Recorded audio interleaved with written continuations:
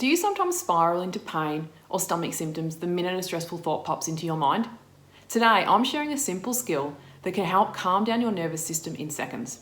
This tool is perfect when your thoughts are like a runaway train, telling you the worst case scenario and sending your body into a spin. We're going to talk about how labeling and becoming aware of our thoughts can help us see things how they really are, not just how our mind is telling us they are. Especially when your mind jumps in with things like, this pain will never go away, I'm going to feel like this forever. Or, oh, what's this twinge in my tummy? Maybe I'll be sick tomorrow and I can't go to work. Thought labeling is a mindfulness-based acceptance and commitment, otherwise known as ACT skill, where you simply name the type of thoughts you're having instead of getting caught up in them. So instead of fusing with thoughts like, this means there's something wrong, you might say, oh, there's the thought that something is wrong, or I'm thinking something is wrong. Just putting that thought in front of it places it as a thought, not a reality. It also creates a bit of space between you and the thought. And that space tends to lower the stress response, which often means less neuroplastic pain activation, less gut tightness, and less anxiety. And I've certainly had experience with this. Back when I had IBS, I literally used to wake up in the morning and instantly start worrying about how did my tummy feel, checking in, worrying that if it felt okay now, it might feel bad later, thinking things like, what if I get an upset tummy, I ate out last night? Or I've got meetings all day, I bet my tummy plays up. And as you could see, those thoughts weren't helping, but noticing them makes a difference. So before I'd even stepped out of bed, I'd already triggered the pain fear cycle. My body was fine, but my mind was filling me up with scary thoughts before I had even had a chance to check in with myself and how I was really feeling. But labeling was able to help me step out of that constant automatic thought loop. In ACT, this skill is called diffusion, learning to see thoughts as pictures and words in our mind, but not truths. When we label our thoughts with things like worrying or self-criticism, the brain tends to relax a little and takes the thought a little less seriously and sees it as less dangerous because we are noticing it, not just reacting to it. And diffusing from our thoughts can reduce the fight and flight response that fuels things like chronic pain, IBS symptoms, and anxiety. In his book, The Liberated Mind, ACT pioneer Stephen Hayes talks about how diffusion and acceptance skills can help people cope with the distress of chronic pain and even reduce the chance of it becoming chronic in the first place. The ACT approach isn't about eliminating pain, but more about reducing the distress and the life interference so we can keep living our lives even if the sensations come and go. And as with other pain reprocessing therapies, by calming down and cultivating safety, we often find the pain reduces naturally, not through force, but through patience and self-awareness. Let's take a brief look at the brain for a moment. The amygdala responds to the meaning of our thoughts, often before we are even consciously aware of it. That's why we can feel a pain spike or discomfort in our tummy before we've even had a clear thought about it. By labeling our thoughts though, we are catching them at the very first moment. We are stepping in before the meaning turns into panic. So if you get a moment of pain or discomfort and your body tightens and tenses, this is the very moment to use the calming response. To notice the next thought that follows the sensation and label it. And importantly, by labeling, we interrupt that mental chatter that is so often running the show.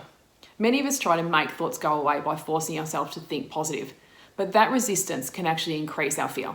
Noticing and naming our thoughts, however, especially the scary ones, is far more effective because it comes from a place of safety rather than struggle. When we fight our thoughts, we tend to think about them even more. The mind can actually tag them as important and bring them back again and again to keep us safe. And when we're preoccupied with pain, constantly checking it, analysing it, bracing against it, it makes it really hard to live our lives and focus on what matters the most. Of course, it's natural to worry about our pain and want it to stop. But the more we push our thoughts away, the louder they tend to get. So what do? We stop struggling. We simply notice what our minds are doing. And one of my favourite ACT metaphors describes this perfectly. So it goes like this. Imagine you're in a tug of war with a monster. And the monster represents your worries, your anxieties, and your fears.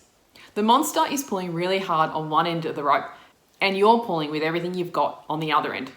You're exhausted, frustrated, and stuck in the exact same spot. And here's the thing, the problem isn't that you're not strong enough. The problem is that you're still holding the rope, when, in fact, you can actually just drop it. And when you imagine dropping the rope, your hands relax, your shoulders soften, and suddenly you have space again.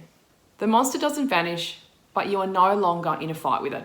You can even see this in your mind. Imagine yourself holding the rope when you're caught up in your thoughts, and just even do it with your hands and just dropping the rope. I do it often when I get caught up in my thoughts. I just open my hands up and imagine letting go of a rope. And as I do so, I'm signaling to my mind that I'm okay with what's in my mind, but I'm just letting it go. But everything loosens and I just tend to relax and start taking those thoughts less seriously. I'm giving my mind the message that you can show me these thoughts and that's fine. I don't need you to go away. But I'm dropping the rope and letting go of the struggle. And once I drop that rope, I'm freeing myself up to get back to what's important to me in that very moment. So how can we apply thought labeling to things like IBS and anxiety? With IBS, it might be things like this. So thoughts coming up like, what if I need the bathroom? And you would label that future worry. Or, will there be bathrooms there where I'm going? And you might label that planning. Or my stomach feels tight, there's something wrong. And then you might do something more playful and fun, which is, there's the tidy-whitey story.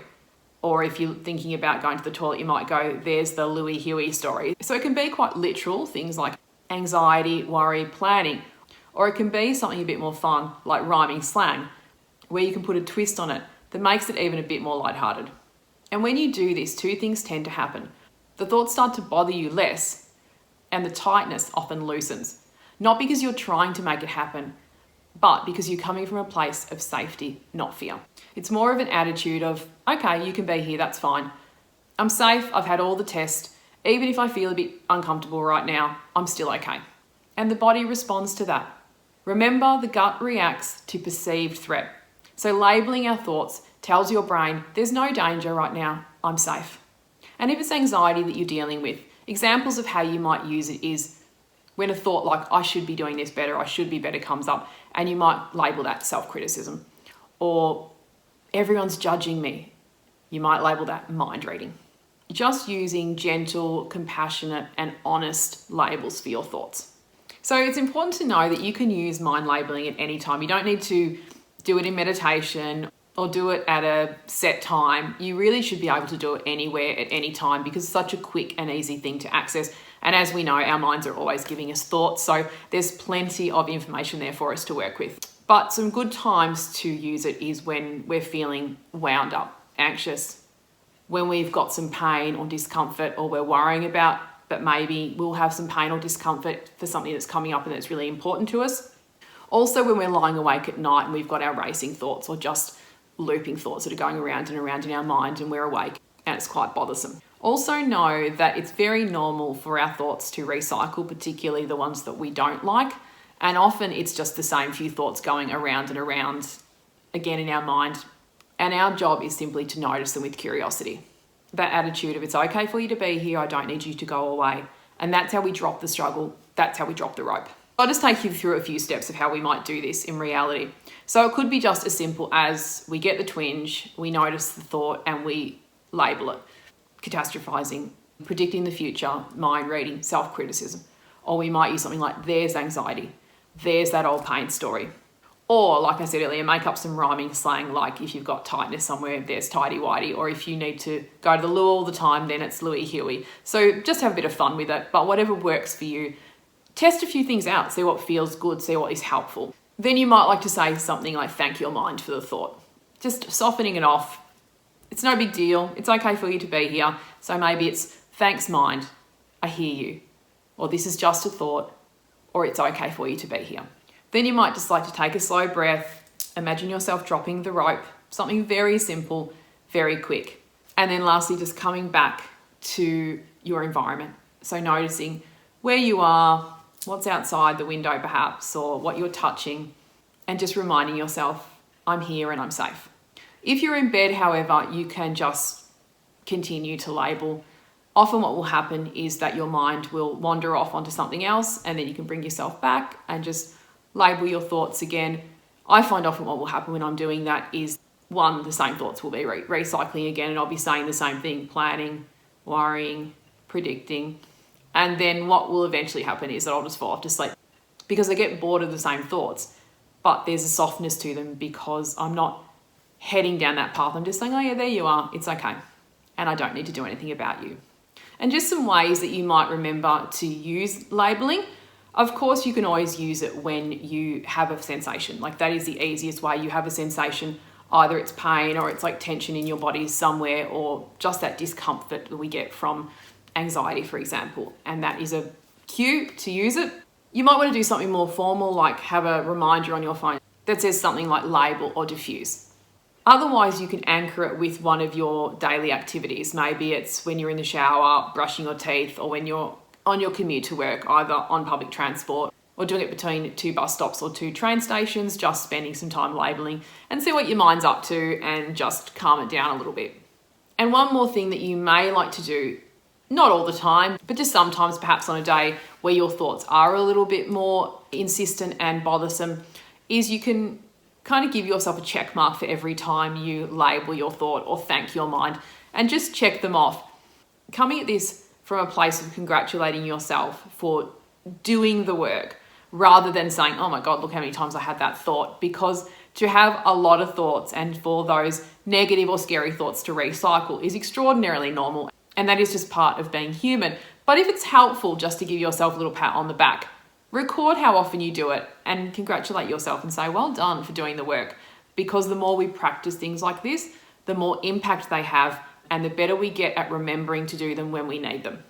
So the upshot of that is notice your thoughts, but also remember to hold them lightly. So if this video was helpful, I'd love to hear in the comments what's the biggest thought pattern that you would like to work on. And if you want more mind-body tools for chronic pain, IBS and anxiety, make sure you like and subscribe to my channel. Thanks for listening and see you next time.